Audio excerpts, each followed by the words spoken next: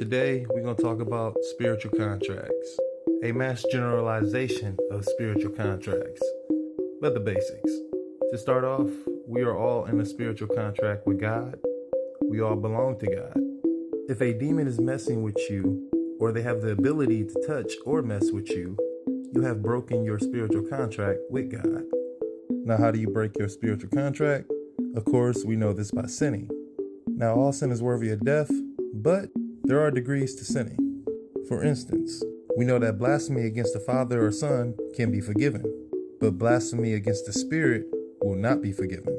But basically, we asking, how does a spiritual contract protect you from these demons, right?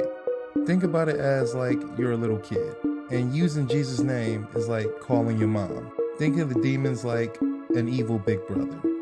If you call your mom's name and your big brother is bothering you for no reason, he's most likely going to get punished, right?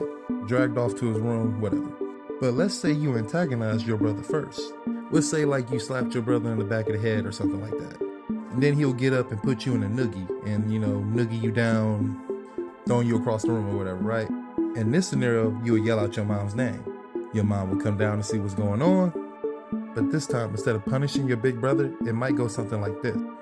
Your mom will yell out, "What you doing to my baby?" The big brother would say, "He hit me in the back of my head. I'm just getting my get back."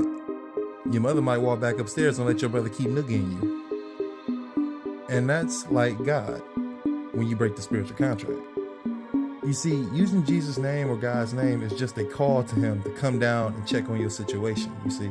It's literally just a call out to a parent to check on big bro. Like, hey, I think I'm being wronged here by an older sibling. I need you to check on this situation, punish or reward or do something, right? But it's just a check. Now, if a demon/big brother is doing you wrong, God's going to get him up off you. But just like a little kid hitting his brother in the back of the head, antagonizing him first, that's synonymous with breaking a spiritual contract. That's opening the doorway for a demon to get into you. And now when you call God's name, like, the demon's messing with me, God, the demon's messing with me, he's going to be just like that mother, come down, look on the situation and be like, you antagonized this. You opened the door for this demon. In many ways, it's almost like you wanted this demon to attack you. You don't want me to save you.